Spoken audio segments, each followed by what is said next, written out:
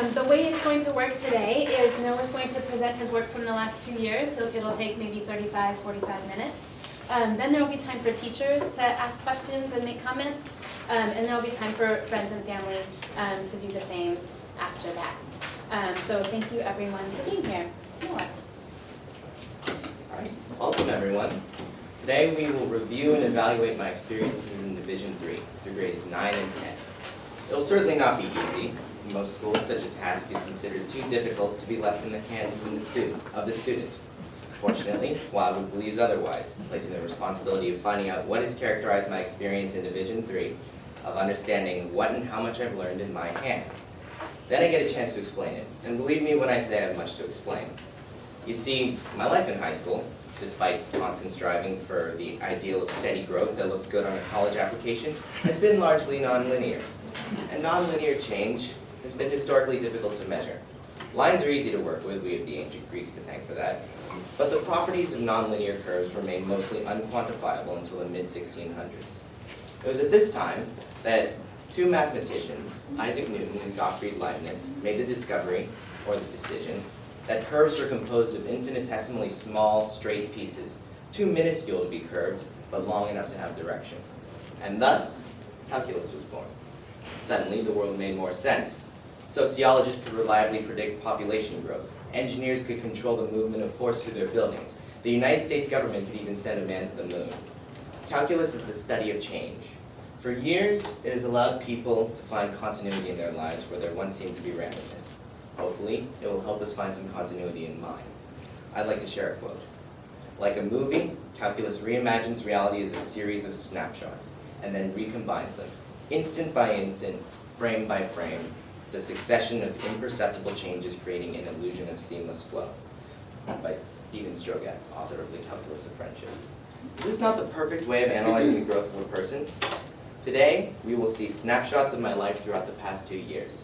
We will see how I've grown and changed an infinitesimal amount every infinitesimal moment, for better or for worse. And we will see if the sum of these changes amounts to something better than what I began with. So, let's start with science, because that has been my main challenge this year. In 9th grade conceptual physics, I benefited from slightly lower standards, which I did not attempt to exceed. I had no idea. I had no idea that lab reports had to be rigorous in detail. I'm not sure I even knew what they were for. For this snack attack lab report, I essentially filled out a packet. The procedure was pre-written, and I just put in the data and calculations needed to turn the document in. Then, when 10th grade rolled around, I didn't know what to do. There were no simple fill-in-the-blank sheets. I had to draw detailed conclusions from the data in the experiment. Suddenly, the quick lab reports I had written in 9th grade were not adequate anymore. For the first part of the year, I floundered about with such inadequacies as this lab report, or this is really an excerpt, on the respiration of goldfish. Notice that I make little effort to support my claims, and instead just rattle off assumptions without backing them up with evidence. I was trying to get by. I thought, do I just add a bunch of inline citations? Do I just write more? Notice, okay, so the sentence here is the highest metabolic rates observed in this experiment occurred around 27 degrees centigrade. The lowest were seen at 10 degrees centigrade. It is likely that this dynamic is what provoked the evolution of estivation. Now, I don't know how I got that from temperature data, particularly because goldfish don't estivate. So you can see that there's some holes in this argument. So frustrated, I met with Miss Caroline. It turned out that I had underestimated the amount of detail that was expected of me, as well as misunderstood the purpose of lab reports. As with calculus, the truth of science is based on the soundness of its methods. It is important to explain and defend our discoveries as clearly as possible. That's where lab reports come in. They show the precision and soundness of our conclusions so that other scientists can follow our logic. In fact, this is the essence of the habit of evidence. If we claim that our drug can cure cancer, doctors will need evidence to support that claim before they put it into patients. Everything must have a basis, and thus, my comparative anatomy lab report was born. To explore the digestive anatomy of frogs, pigs, and humans, I formulated a hypothesis based on the characteristics of carnivores, herbivores, and omnivores. Then, using the information we gathered from the experiment itself, I made conclusions. Not broad extrapolations from the top of my head. Actual conclusions, based on the data in front of me. Note how I relate diet to proportional intestine length. I admit that the statements themselves are not particularly insightful, but they are all well supported. Now, here I have a bar chart that compares the number of conclusions I drew to the amount of data measured in facts that I used to support them. In general, a few well-supported statements are better than a ton of ill-supported statements, right? Notice that I've gotten better at this throughout 10th grade. My Firefly bioluminescence lab report, which is right here, I realize it's a little small, is the one that finally broke the barrier. Now, let's move on to humanities. So humanities is a combination of two classes, something which is easy to forget due to the interminable connection between what people write and what they experience. Now, in the schools of old, humanities involved the memorization of facts and figures, kind of like elementary arithmetic. But we're not in elementary arithmetic anymore, we're in calculus. And calculus demands strong pattern recognition, reasoning, and creativity, so that the results can be all the more profound. In truth, one of the most profound results of the derivative can be compared to the study of humans and their interactions. Derivatives predict the behavior of functions, giving meaning to their every rise and fall. They can tell us where a function will go based on a single point. Humanities allows us to do the same with human life, teaching us what it was like to live during a given period, how long-term patterns emerge, the reasons for golden and dark ages, and the effects initial conditions can have on a society's direction. Derivatives, however, are complex and multifaceted. The word itself can refer to an entire function or just the slope of the tangent line at one point. In fact, the tangent line provides the perfect metaphor for a persistent problem in my essay writing. It even has the same name. Sure, I could decorate my arguments with beautiful prose, but that resulted in a tendency to go off on tangents in my writing. Tangent, by the way, is a trig function.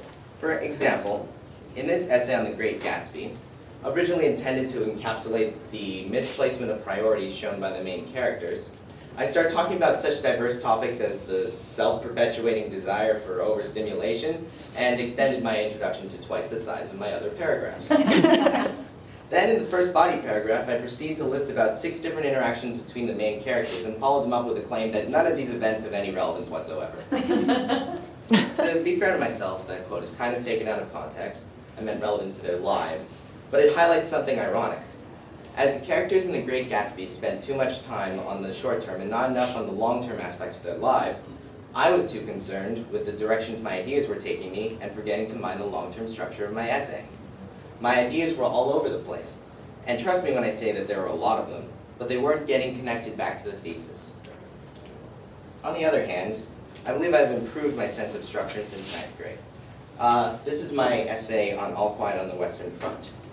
My thesis in this paper was that Remarque, the author, uses the soldiers' misgivings and the confirmation thereof to show readers how the war took from veterans their faith in human progress and their ability to further it. This is a body paragraph from that essay.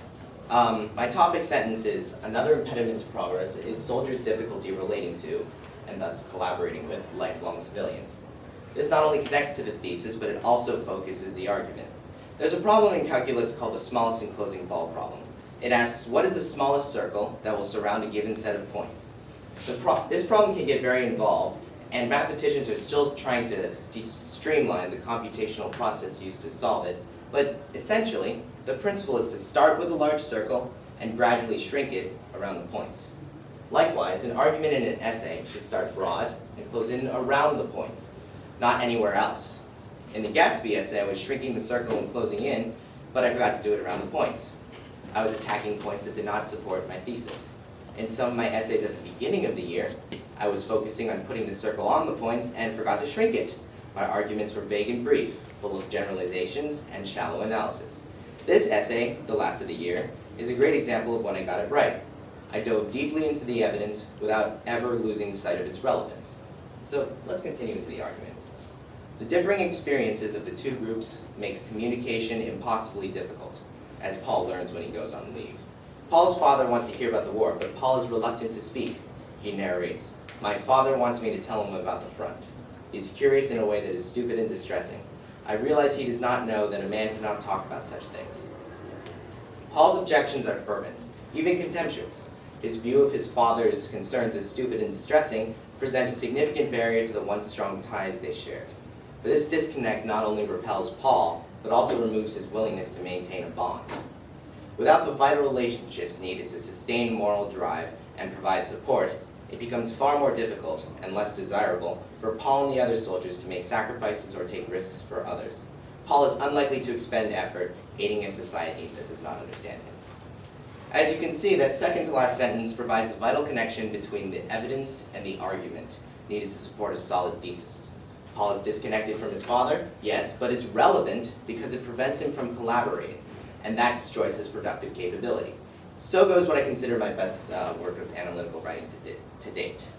It did take until the end of the school year to get it right, but somehow I think I needed the extra time to gather my thoughts and try new techniques. Now, I know it's going to be difficult to try and relate calculus to math, but I'll do my best. Math is one of my favorite classes. I discovered that the best way of thinking of a problem is not as a riddle, but as a small amount of information connected to a large network of other hidden information. First, my problem-solving strategy is that first I follow these connections, gathering as much information as I can. Oftentimes that's enough to already solve a problem. Then I look for new ways of connecting the new information to my mathematical knowledge. Using what I have, I formulate a strategy for attacking the problem. After that, I solve it, documenting every single step. Now, documentation is key, as not only can it be difficult for others to understand a mass of scribblings, but sometimes I myself forget how I did the problem. The formatting and quality of my work is one area where I push myself. I want to turn in assignments that are as clean and comprehensible as possible. After all, it's easy for math to become incredibly complicated and unintelligible, and that's the type of math people tend to fear. It's precisely for this reason that I've tried so hard to make my work clear. Now, it didn't always happen. Here's a piece of work from 9th grade where I made little effort to explain the polynomial models I found. For example, let's look at problem C right here. In case you couldn't tell, I certainly couldn't looking back on this, the problem asked for polynomial models that fit a data set. So I provided models without explaining at all where they came from. Then, in later problems, I talk about R-squared values. Now, I had no idea what R-squared values were at the time, and I didn't explain what they said about the accuracy of the data. So clearly there was a lot missing here. Realizing I had a problem, I made an effort to step it up in my conic sections project. Pictured here is the fifth in a set of honors problems we had to do. Notice the contrast. In the earlier work, there's no explanation for the models they give as answers to the questions, whereas in the later work, every step is explained. I also included, please appear cursor, I also included diagrams to aid comprehension and define new variables so people could follow my logic and understand what I was referring to. Oftentimes, we have trouble with pure equations because we don't know what they mean. A reminder of their significance in the form of a diagram can help them become more accessible. Now, depending on how familiar you are with my love of math, you may or not have seen some of my mathematical doodles. I don't want to bore you with the equations. Generally, I like to think of things in terms of charts, diagrams, and graphs. But here are some of the things I've created in my spare time, mostly using a program called Sage. This is a sinusoidal spiral I made using Noah's constant. Yes, I have a constant as a parameter. At the time, I named it Joe. This next diagram shows the construction of a point called the I'm perspector. Most of my feelings about this one have to do with the epic nature of the computer code that went into it. It was at least as long as the script I'm reading right now. These are some adventures I had with oscillating circles. For those of you who don't know, oscillating means kissing, which is really as provocative as math gets. Constructing the circles involved downloading a differential geometry textbook and learning 5 or so new concepts, including normal vectors, curvature, contact, and arc length parameterization. Still, I think it was worth the time in this disk space. And finally, here is an attempt at curve fitting. The goal is to find an equation that will approximate a data set, sort of like the polynomial assignment I showed you earlier. This remains an ongoing project, as I'm always searching for ways to turn my drawings into equations. Okay, ahora voy a hablar en español para demostrar mi conocimiento del material. So, yeah, I'm going to be speaking in Spanish. Okay. Entonces, lean las diapositivas si no lo hablas. Español es un idioma con su propia notación y términos. Como los símbolos del cálculo, los términos en español llevan significado, y al ojo inexperto pueden parecer desalentadores. Pero si nos demos cuenta que solo son representaciones, que eso no es una pipa, pero solo una pintura de una pipa, podemos manipularlas y hacer más significado de las cosas que representan. Como yo dije en inglés, el cálculo permitió a la gente a encontrar la continuidad en su vida donde antes parecía ser la aleatoriedad. Sin embargo, los idiomas que usamos cada día nos permiten encontrar continuidad y lo han estado haciendo desde el comienzo, la comienza de la humanidad. Para entender a otras personas, tenemos que entender a las cosas que